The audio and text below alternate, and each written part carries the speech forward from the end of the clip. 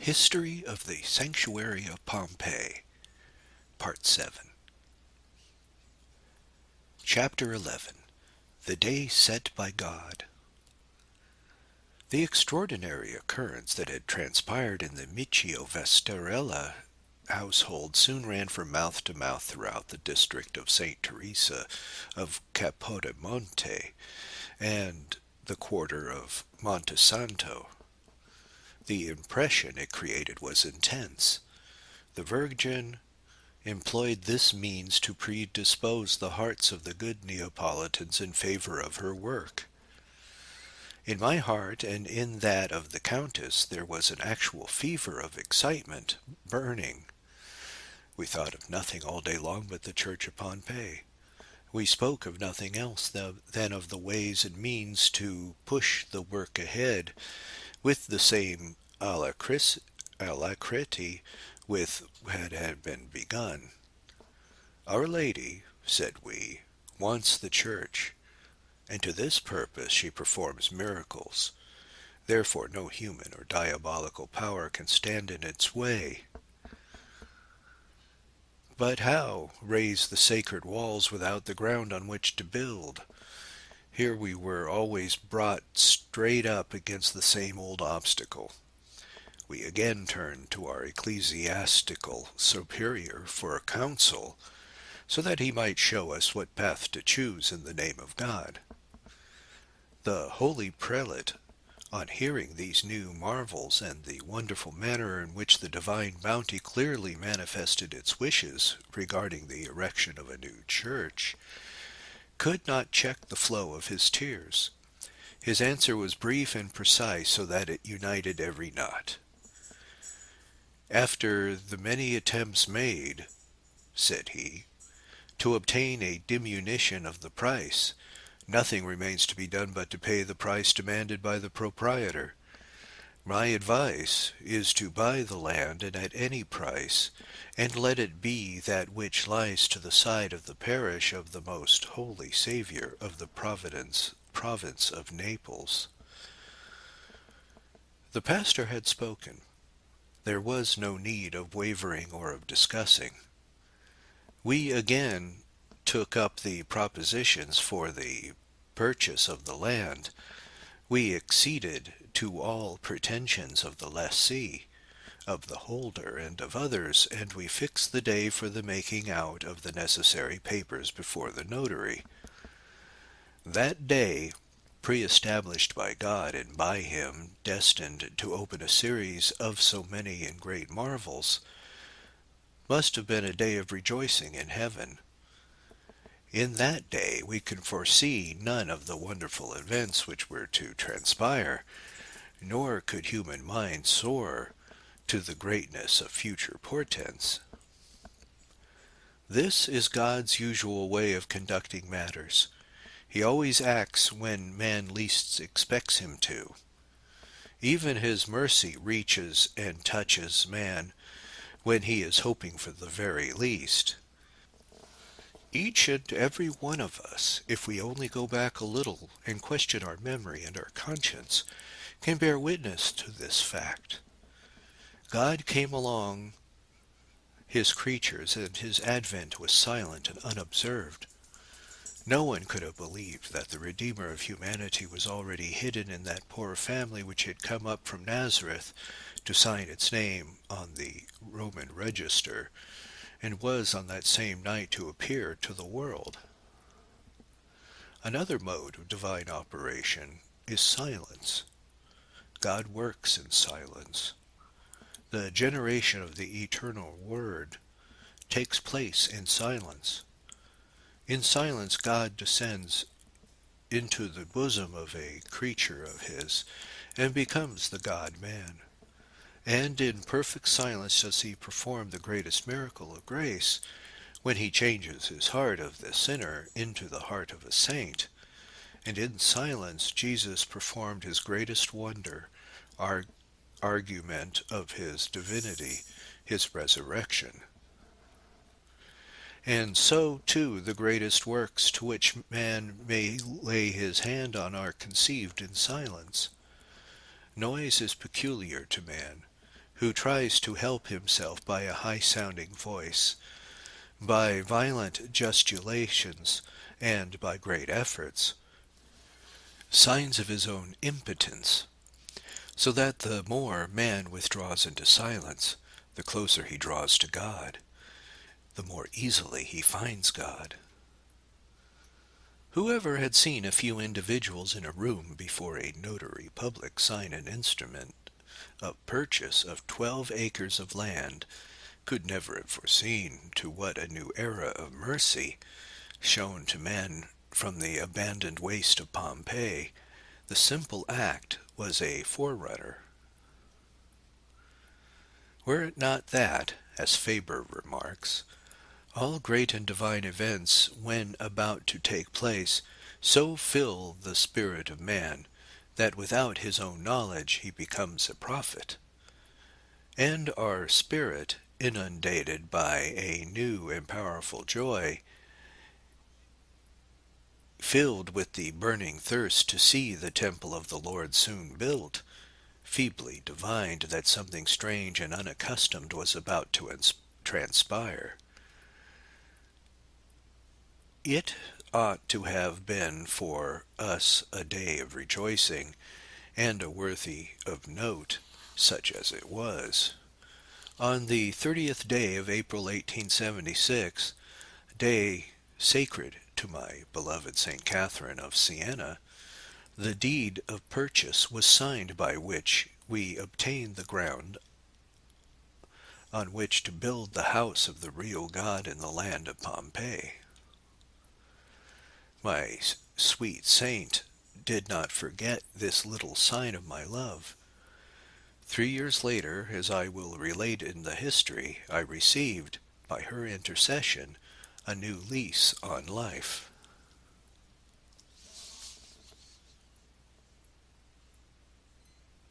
Chapter 12.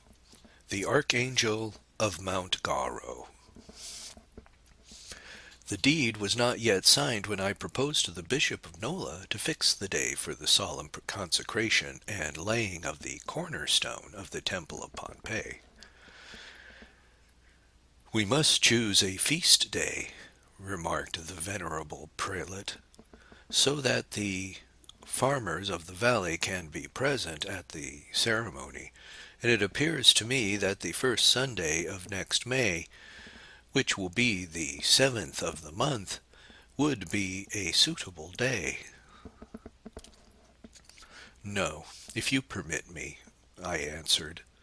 "For myself I should choose the 8th day of May, even though it does not fall on a Monday, as it is the day sacred to the Archangel Michael. And as that celestial prince thrust Lucifer, the rebellious angel, out of heaven's courts, so am I sure he will he chase Satan from Valle di Pompei, where he has reigned for so many a century." But this choice of a day sacred to the apparition of the Archangel of God, which I felt inspired to make for this first and great solemnity, forerunner of so many others, did not only arise from the feeling of deep devotion which I have for the noble spirit of heaven, but really from a higher reason. Whosoever stands in this valley and looks towards the south naturally rests his eyes on the mountains that form an immense barrier to the south of Castellamare, of Gragnano, and of Lettieri. But one mountain among all the others attracts his especial attention. First, because more majestic than the others, also like a giant custodian in the valley, and secondly, because its summit is divided into 3 peaks, which present the shape of a thumb and the first 2 fingers of our hand. And the 3rd peak, which is the highest, rises to heaven and again branches out into 3 other points. The very name of the mountain contains a mystery. It was anciently Gauro, which, as some would explain it, meant gaudio, that is, joy, or better, as others would have it, aureo, golden mountain of gold. The faithful changed this name into that of Monte San Angelo, Mount of Holy Angel, in the consequence of the following event, in which Church celebrates in the office of the Feast of St. Catello on the 19th of January. It was the 7th century of the Church. A saint, St. Catello, was Bishop of Castellamare, who is now venerated on the altars as protector of that city. That holy bishop was wont often in the night to retire to the recesses of the mountain in company with the abbot Sorrento, who was then Saint Antonio of the order of Saint Benedict, there to pray together. One night, while they were praying there, the archangel Saint Michael appeared to the bishop of Castellamare and told him to build a church in his honor on the summit of that mountain, on the spot which he would indicate by the apparition of a flame. And the flame appeared on the highest point of the 3 peaks of Mount Gauro. After innumerable difficulties and adversities which he had to surmount, and after being insulted and falsely accused in Rome, so that he was even imprisoned, the whole bishop of Castellamare succeeded in accomplishing the work enjoined on him by heaven. And immediately there appeared on that high peak a fresh mountain of crystalline and salubrious water, which first served in the works of the building, and then served to quench the thirst of the numerous pilgrims who, every year in the month of September, went to venerate the Archangel St. Michael on the spot of his apparition, in the temple erected by St. Catello. When on my first coming to Valle di Pompei, I learned this beautiful story of the apparition of St. Michael on Mount Gauro, from the Reverend Gennario Federico, I soon divined that the greatest Prince of Heaven had some divine purpose to fulfill in this valley. But as that time I was ignorant of the purpose, only it seemed evident to me that Saint Michael was the natural protector of this spot, that he had honored with his apparition and the signs of his patronage. For this reason, with my heart full of such sentiments, I did not hesitate to make my proposition to the Bishop of Nola, as I have already stated. Saint Michael the Archangel, added I, addressing the worthy prelate, was the guardian angel of the Blessed Virgin during her life on earth. Saint Michael is the patron of all the temples of the living God, and Saint Michael shall be the guardian and protector of the temple of Pompei. The Bishop of Nola, to please me, consented. My presentiments were not wrong. The powerful and glorious Prince, always kind to us, has repeatedly allowed us to feel the beneficent effects of his protection. Innumerable may have been the victories gained by St. Michael on this spot over all the enemies, visible and invisible, both of ourselves and this sanctuary. His apparition in the 7th century indicated the preparation for the reign of Mary in this desolate, unknown, and abandoned country, that had one day been under the rule of sin and Satan. The great archangel came to chase Satan from the land of the Gentiles, where a new era of grace was to begin, and a new sun of mercy to rise. However matters may stand, this much is certain, that inspired by the reading of this apparition, We proposed to the Bishop of Nola that 1876, that day on which the cornerstone of this sanctuary of Mary was laid, and should be the 8th day of May, because sacred to the glory of the angel who was the guardian of Mary on earth, and is the defender of all the sanctuaries of Mary throughout the world, and who, having appeared in this valley, should by good reason be its singular protector. And now, during the course of 17 years, we have always, on that 8th day of May, called with faith upon the first angel of heaven to celebrate together with us the glories of our common Queen. And in each year we celebrate 2 solemn epiphanies. The greatest Prince of Heaven, whose name is glorious, manifested himself to earth, choosing as a scene of his wonders the peak of a mountain.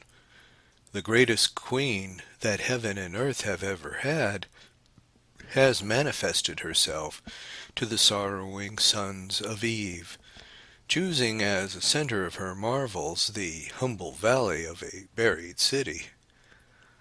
But the Virgin, wishing to still further strengthen our faith in her protection and give a new vigor to the reliance on her, so that the future battles which we were to encounter should not discourage us or turn us from our undertaking, wished to perform still another miracle, a 5th one, before our laying the foundation stone.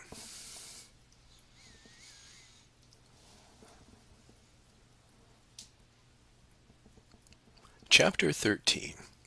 A 5th sign from heaven before laying the cornerstone of the sanctuary.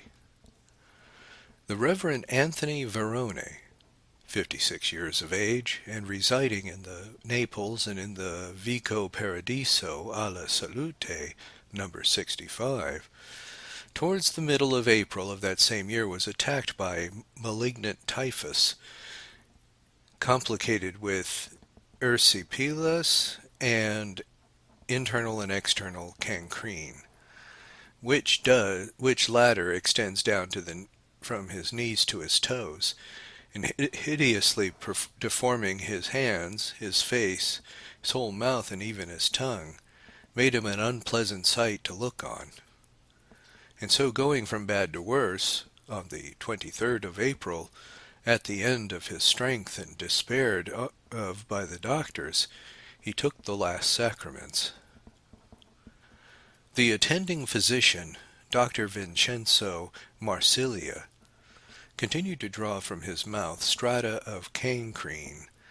During his absence the assisting friends did likewise.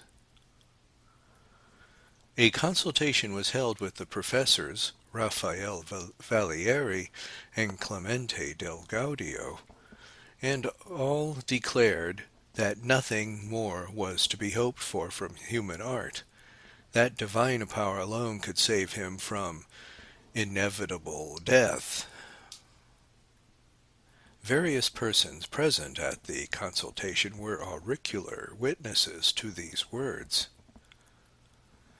All the inhabitants of the immediate neighborhood and of the entire city district of the Salute were very sorrowful at the thought of the imminent loss of this priest, beloved by all who knew him, and all inquired with the greatest anxiety from their windows and along the street for news whenever the doctor passed.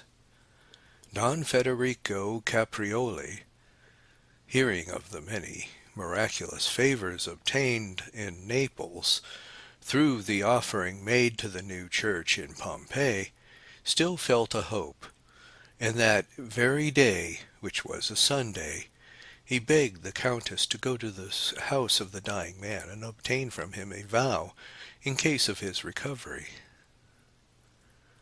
The Countess enters the house and finds it full of weeping persons she did not know.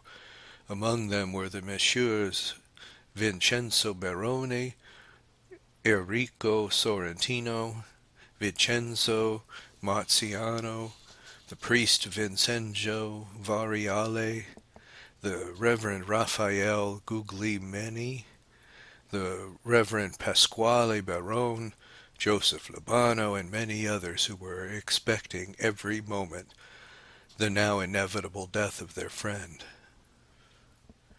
The Countess approached the bedside of the dying man, who, with his face hideously swollen, half purple, half black, his mouth open, his lips black and turgid, his breast heaving, appeared to be breathing his last. At such a sight a certain shudder of horror ran through her, but overcoming her feelings, she said, "Father, the Virgin of the Rosary of Pompei is performing miracles for her new church. Will you promise me to publish the fact to all people and to leave a written document if you obtain your recovery?" At these words the patient wept and with difficulty answered, "I will fulfill everything you promise in my name." And he joined his hands as though in prayer, while all the bystanders on their knee recited a Hail Mary to the Virgin of the Rosary of Pompei.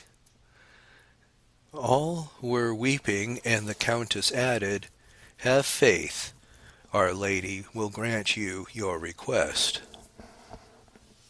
The evening of that very Sunday, recovery set in.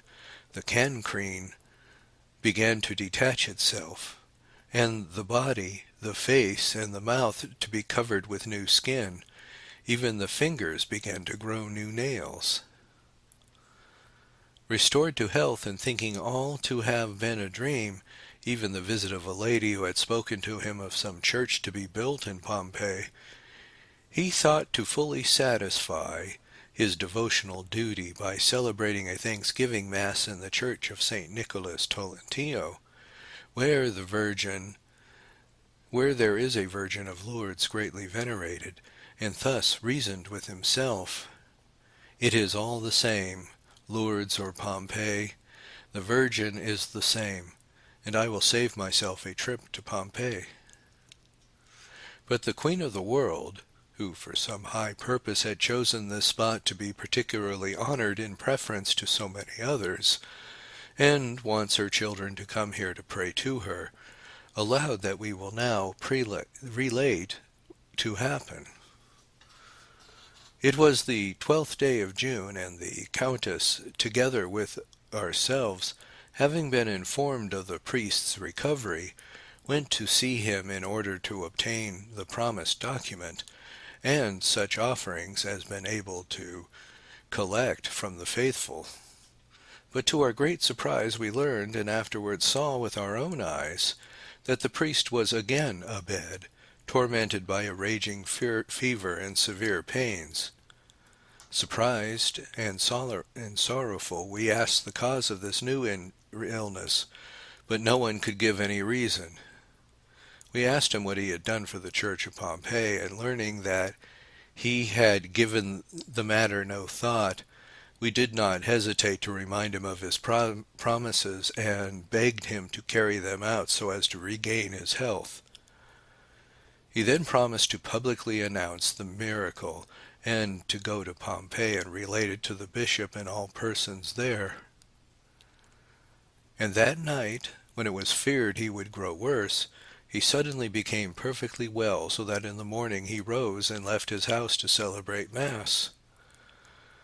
On the day of the Feast of the Rosary, the Reverend Antonio Verone was in Valle di Pompei. He celebrated Mass, and during the celebration, with tears streaming from his eyes, he told all of the wonderful event.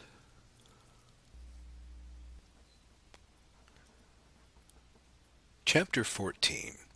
The 8th of May, 1876. The cornerstone of the sanctuary. And the much longed for and much contested day arrived, the day sacred to the Prince of the Angels, the 8th of May, and it fell in that year, as we have already said, on a Monday. We raised a tent on the ground recently purchased and covered with grass and furrows. And beneath this tent, on 2 barrels on which rested a plank covered with a cloth and hangings, we formed a table and an altar. A crucifix and 6 candles, this was the gorgeous array which was to serve at the beginning of the foundation of the Temple of Pompei, which was so shortly to become monumental, of worldwide fame. At the back of the tent, above the high part of the altar, in a gilded frame, was hung the old image of the Rosary, not yet retouched by Maldarelli, but still as it has been restored by the first painter, who was Signor Gallela, as we have already stated. The Bishop of Nola, in whose diocese lies Pompei, accompanied by his vicar, by canons and by the curate of Nola, and by other priests from various parts, came the solemn pomp to this valley for the touching ceremony of laying the cornerstone of the temple of God. It was an enchanting day. The sky was serene, without a cloud, and out in the open country, fragrant with sweet field flowers and brilliant in its dress of green, opposite Mount Vesuvius, that majestically raised its crest of smoke, and near the amphitheater, which at the time was not yet hidden from the traveler's view by the earthworks with which it is today surrounded, the most beautiful and tender rites of the Catholic Church were performed, by means of which this abandoned spot was soon to be changed into the holy habitation of God, and this desert land into a sanctuary, into a road to heaven. The witnesses to such solemn rites were only poor peasants and a little crowd of about 300 Neapolitan ladies and gentlemen, among whom several had received favors.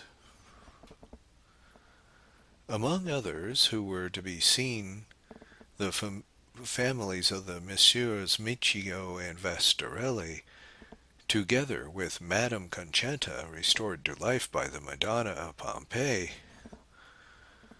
There was also the family of Madame Anna Marie Lucarelli of Naples, who bore witness to the first miracle granted by heaven at the intercession of the most blessed Virgin, invoked by the totally new title of Pompei. There was present Joseph Federico, already mentioned, and all his children who were fulfilling their promise, Ernestina, Freda, the Duchess of Massanella, the Marchioness Ruffo with her family, and the Messieurs Marina and Lavorgna of Naples surrounded us. Oh, how dear to all who were so happy as to come here on that day, May 8th, 1876, is the memory of that day. Who can call how great a temple it be to God and men to build a temple on the ancient land of Pompei dedicated to the Virgin Mary? But who can adequately appreciate the immense advantages which shall accrue to all these inhabitants for the course of future centuries from this new church of Valle di Pompei? No doubt a great crown of merit awaits in the next world all those generous souls of the faithful who with Catholic charity have brought their offerings here. Strange coincidence of human events. To the foolish and the incredulous, who cannot understand the ultimate scope and reason of certain facts, such matters appear to be but a simple chance, but to the believer, in the light of the philosophy of history, the perennial law of order and of divine providence will be manifest, that so admirably rules over and ordains all human events. On that same day, at that same hour, by an unforeseen coincidence, a huge man of war, the Duilio, is launched into the waters of the Castellamare di Stabia, and, at a distance of 4 miles, as the Valley di Pompei, another mystical ship is begun, and baptized with more glorious and triumph title than the Queen of the Rosary. Yonder, over that product of earthly strength and glory, a prince of the world presides here. In his humility and at the same time his majesty, over a work of love only and divine glory, presides a pastor of Holy Church, the Bishop of Nola, who, invested with the authority which comes to him from Christ, and changes the cold marble into a holy thing, and with it lays hands on to the edifice which unites the sacred bonds of love in heaven and earth, God and man, time and eternity.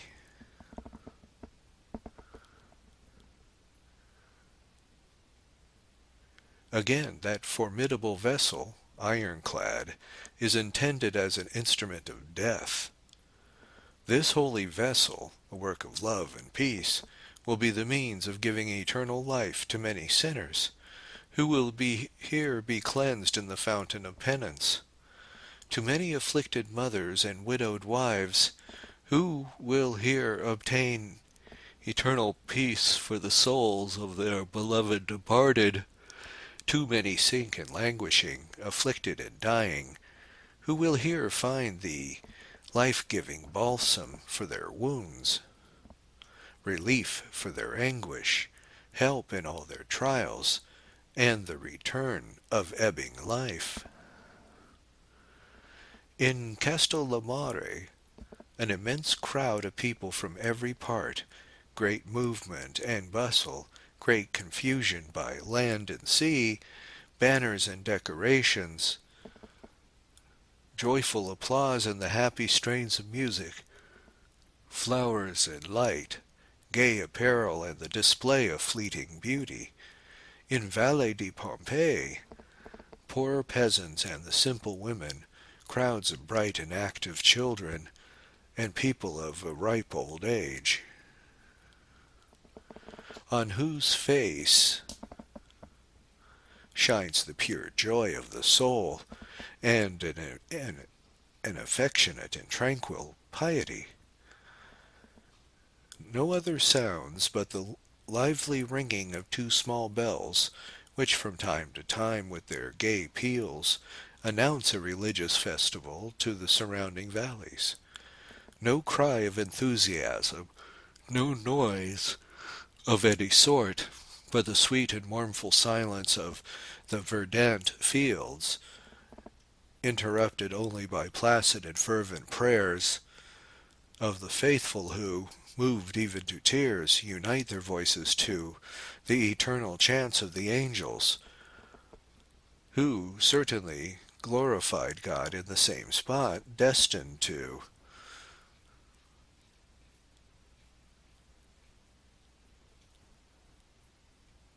become his sanctuary, his abode, the throne of his mercies. The learned, holy and inspired prayer recited with intense fervor by that distinguished orator, Paolino Antiello, the canonical curate of Marigliano, so moved the hearts of all present that they were offered on the spot more than 500 francs towards the new building. A gentleman presented a cross of gold, and a poor young girl, having naught else to give, generously took off her earrings and laid them down to help the building of the house of the Madonna.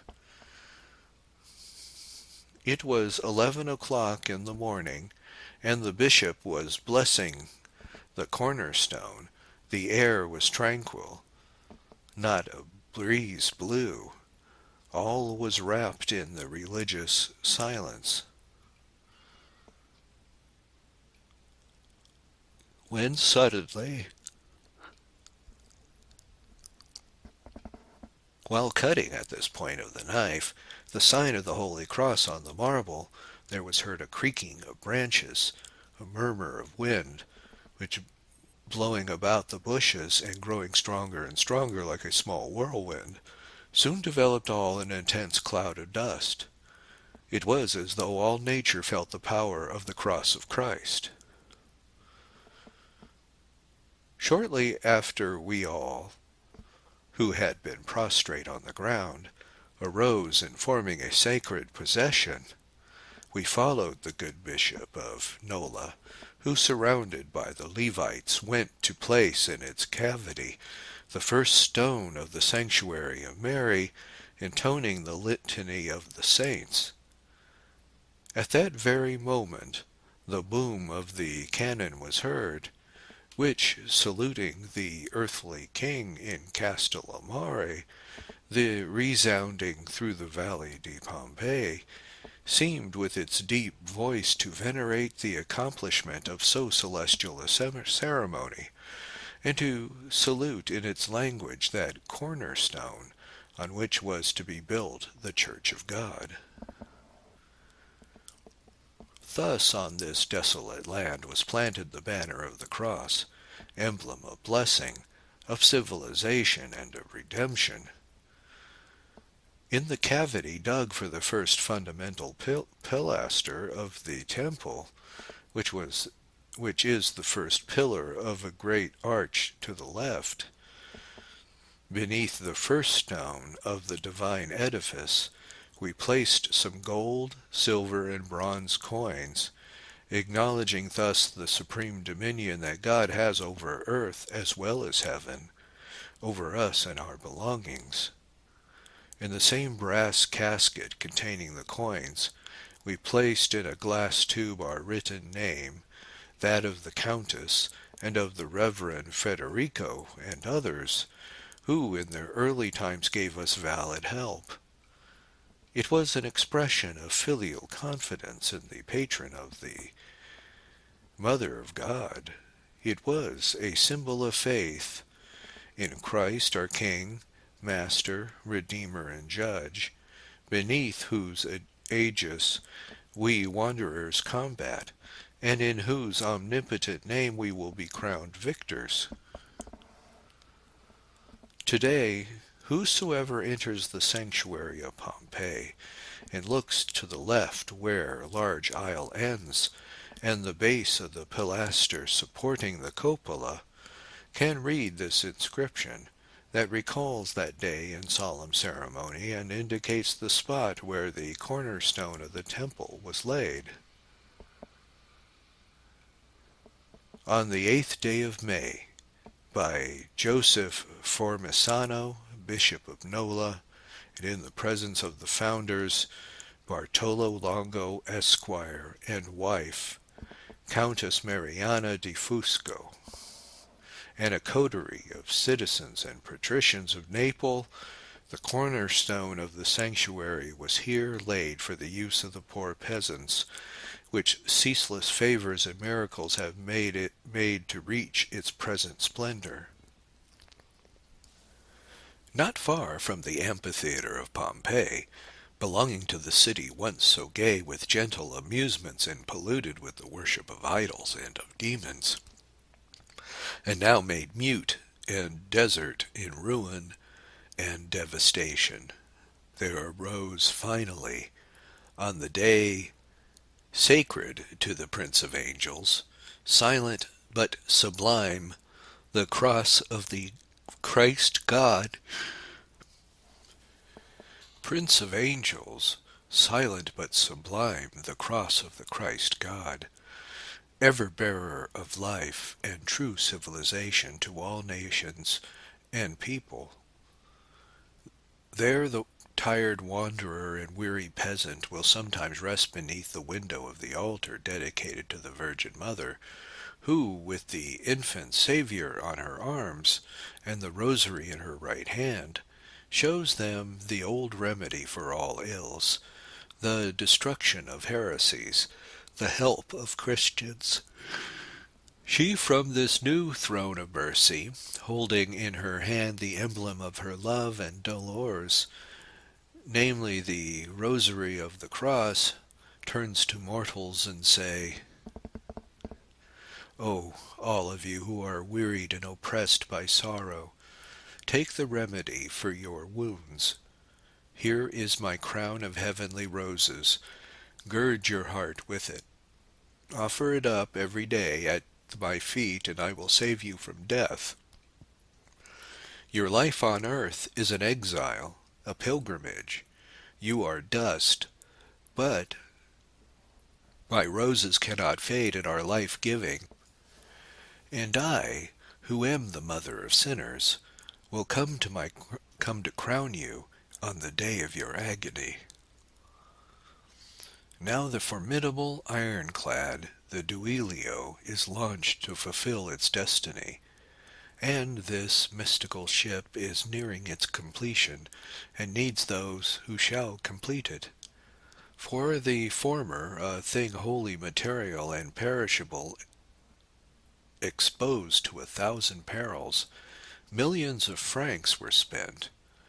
For this, a work wholly celestial and spiritual, and infinitely superior and more beneficent, a subscription of only a cent a month has been asked. But the Virgin Mary is omnipotent by grace. More than 2,500,000 francs have been already spent on this temple. Mary, who in these days wishes to save souls with that same rosary with which she saved civil society in the 13th century, and which she herself recited there on the mountain of Lourdes, our sweet and merciful Mother wishes this temple to be named after her and after the symbol of her love for men, the Rosary. And the extraordinary events that have taken place during the last 20 years, and the favors she grants to the faithful of every class, and of every nation, only so they help in the building of her temple, so dear to her, give ample security of this and open the heart to the sweetest hopes. Book Fourth, The Foundations of the Temple. Chapter 1, May 1876. Part 1. The Design of the Sanctuary. The cornerstone of the building, that was one day to become the house of the Lord in the desert land of Pompei, has been solemnly laid, and in the great and glowing desires of our heart, it seems to us as though we had overcome all the great difficulties that had arisen since the first hour of the undertaking, and had at least reached the ardently longed-for day when we were to lay the foundation of a temple to the living God on the land of pagan divinities. But the festivities over, and cold reason having claimed its rights, we began to foresee greater and more numerous difficulties than any we had encountered before. And in this first place, how large was this new church going to be? How broad? How long? How many altars and chapels was it to contain? Evangelical prudence counseled not to undertake anything over and above our strength.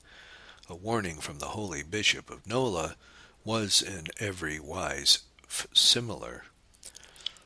Do not spend any more than you hold. On that other hand, however, we well remembered another wise saying of that worthy prelate, which was the fruit of his long experience.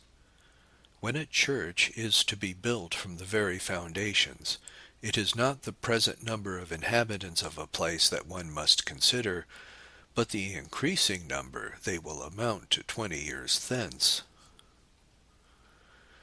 In view of these words, foresight would counsel the building of the church ample enough to accommodate 2,000 persons, calculating a 10 at tenfold the increase in the population in 20 years. But how conciliate and the two contrary dictums. Monsignor Formisano himself had found this simple solution. Do not lay your foundations all at once, but little by little, according to the amount of money you hold. Then you can begin to raise two walls on these pieces of foundation, later on an arch, then a vault.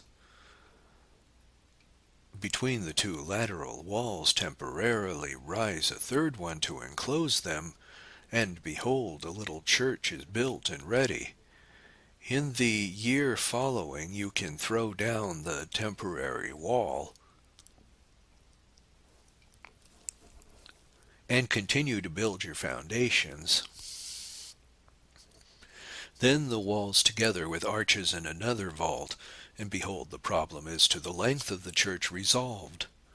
Thus, from year to year, by tearing down the temporary wall and raising the permanent walls, you can lengthen your church to your heart's desire. Wholly ignorant as we were of the science of architecture, this proposal seemed most wise, as it appeared to conciliate the counsels of prudence with those of foresight. But there was still another problem to be solved. How were these foundations to be built? They were to be one solid mass of concrete, or were they, for economy's sake, to consist in arches and pilasters? And, supposing the question of economy was to be considered, how broad were these arches and these pilasters to be? And again, what form of a church, if a church was to be built, would be most fitted to contain a future hypothetical population of 2,000 peasants, or, in the words which style was to be chosen, columns or pilasters, one nave or three, Latin or Greek cross, a vault of masonry, or a ceiling of woodwork and a roof of tiles? All these problems were for me of difficult solution. To make a long story short, some kind of architectural drawing was necessary before any work could be undertaken. But have recourse to an architect? Heaven forfend! Marchionus Filiazzi and Monsignor Formisano had warned us sufficiently against calling on the services of an architect for a rustic church for poor peasants. Then it would have required more than half the sum collected with so much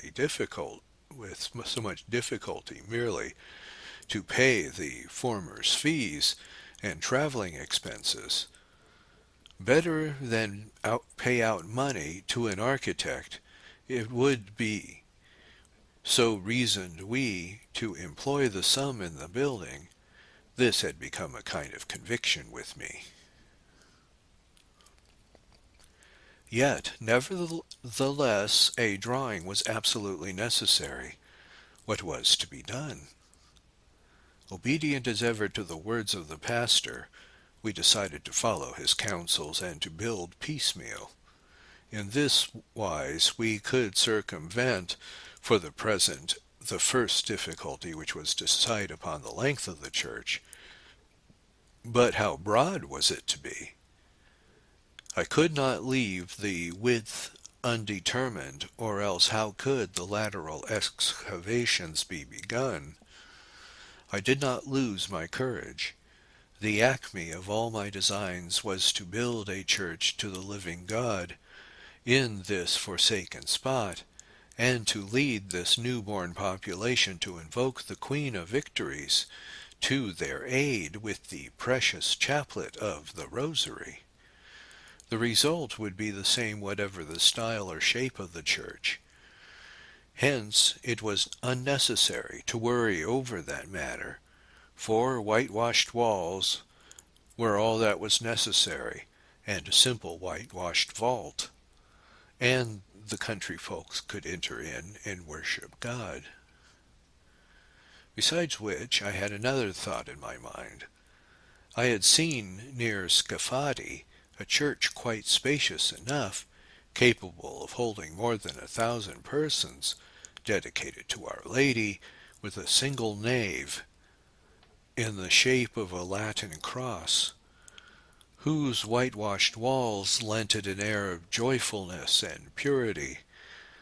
Oh, how happy I would have deemed myself to have seen a similar church in my Valley di Pompei. I immediately asked for information and was told that it had been 30 years in building and had cost less than 30,000 francs. 30 years of labor? 30,000 francs down? That was enough to frighten one at the very outset. And who could collect such a sum among the poor peasants of the Valley di Pompei, and those who was to assure me, so feeble of health, that I would live that number of years? Do not be selfish, our bishop had oftentimes repeated. Do not think of yourselves, but of posterity. You begin, others will finish. These words rang constantly in our ears. We were to begin, without dreaming of beholding the completion.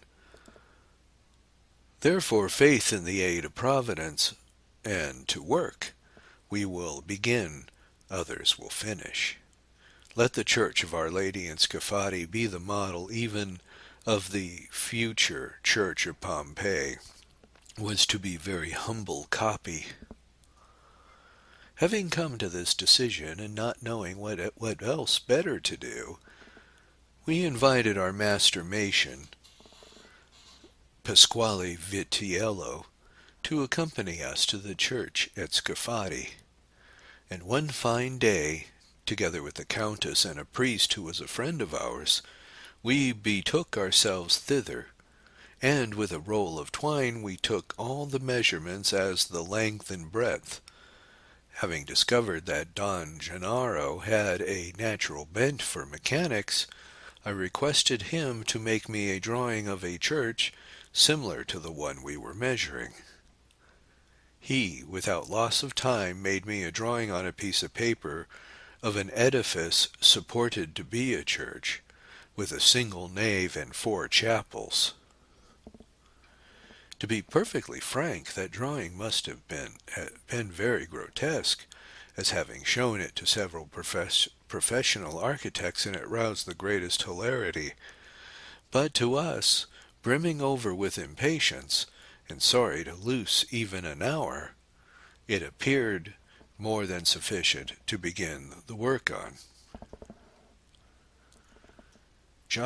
Don Gennaro proposed, besides, in the order to economize, not to pay the laborers by the job, but by the day, and added that he and his father, who had promised to lend his gratuitous aid, would themselves superintend the work and see that all matters proceeded regularly. And we also resolved, still having an eye to economy, that the foundations should be made with vaults and pilasters.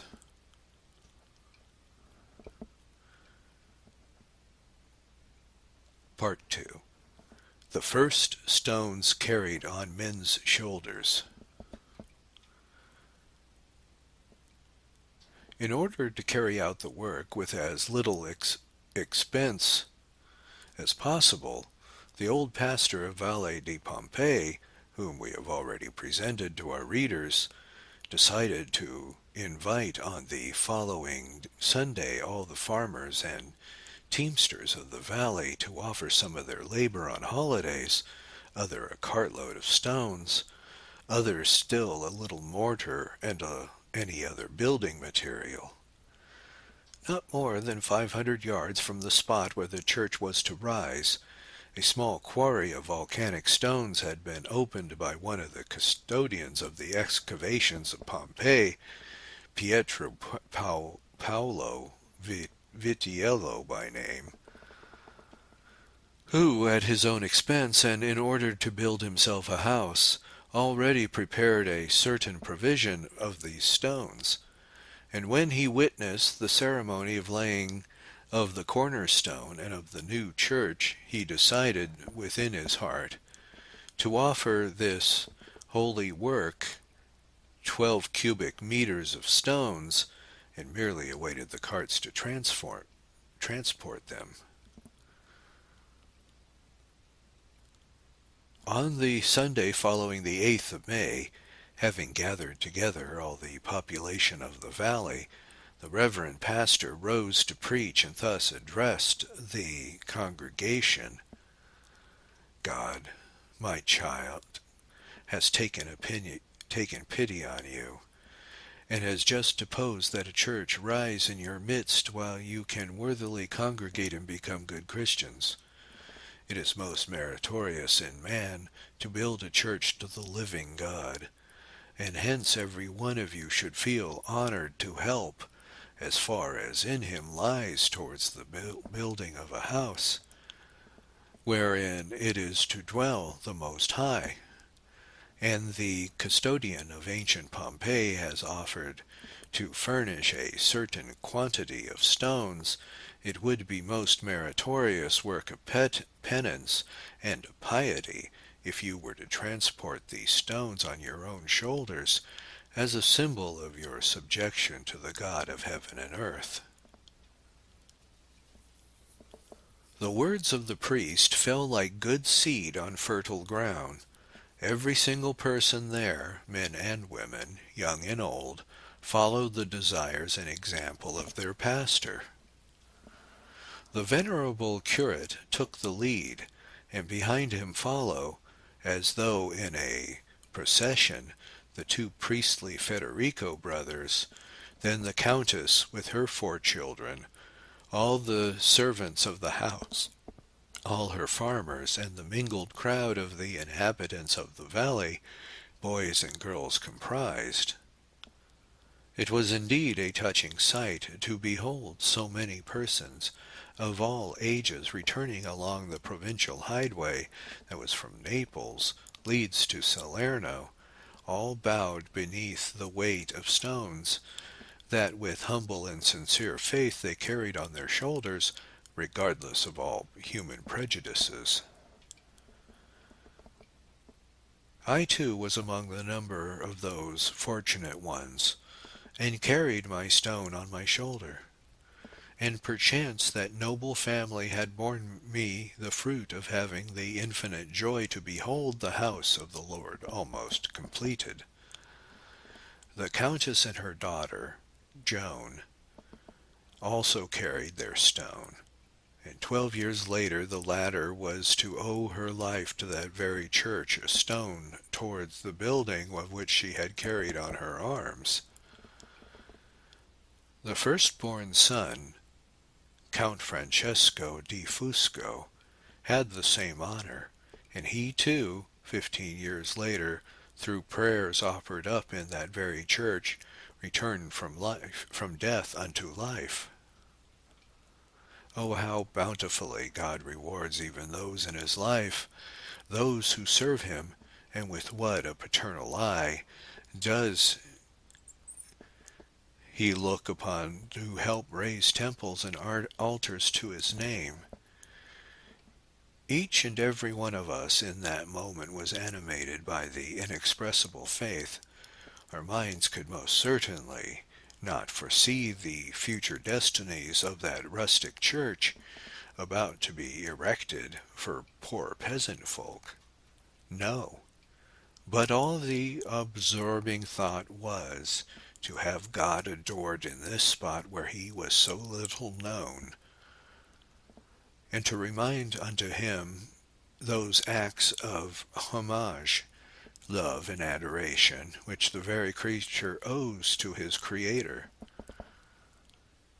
Oh, how one's heart exults today at the memory of any act of humility and penance one was led, by God's grace, to perform on that day of mercies.